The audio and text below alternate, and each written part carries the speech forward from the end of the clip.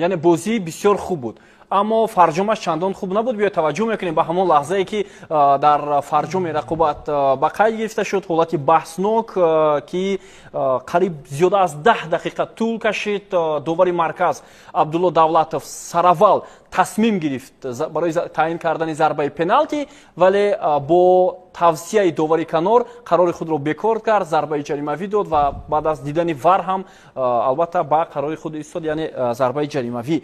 خوب ببینید، وقتی دقیقه آخری رقابت است، داور ضربه پنالتی تعیین میکند. شما به دستان داور در همون لحظه توجه کنید که او ببینید بازیگر میایستد. بله، اما قبل از این هم قاعده ویرانکنی بود و داور میتوانست اینجا گیرد و همین بله، بحث فوتبال بازان همه فوتبال بازان دیدن که اونجا خطایی بود. بله، ایستادن، لیکن داور اینجا خواب رفت. بله، یعنی که همین وقت داور با فکر من که در خیال کرد که بازی تمام شده است. بله، خواب رفت و ببینید که بعد همین حادثه روی داد. بله، و بعضی بازیگران هم ایستادن که داورایی که مسئولیت شما هیچ کنید. شما آدمای زیاد جمع میکنیم ما. بله، این کاری آنچنان دایید میدونید که چقدر خدماتی میذاریم ما، ایجاد محافظت، امنیت، ملیسه و دیگر اینو همین خیلی نمیبینم که اینو کردن. یعنی یک داور میتوند که تماما در یک استادیوم چی یک بازی رو دیگر کند.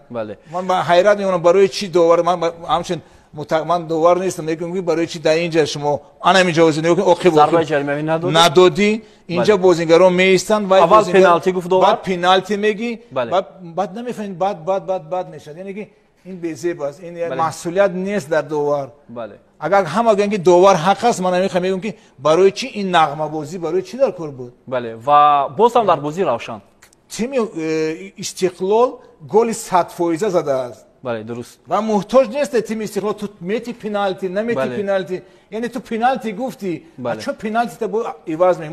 من نمیفهمم بابا جان.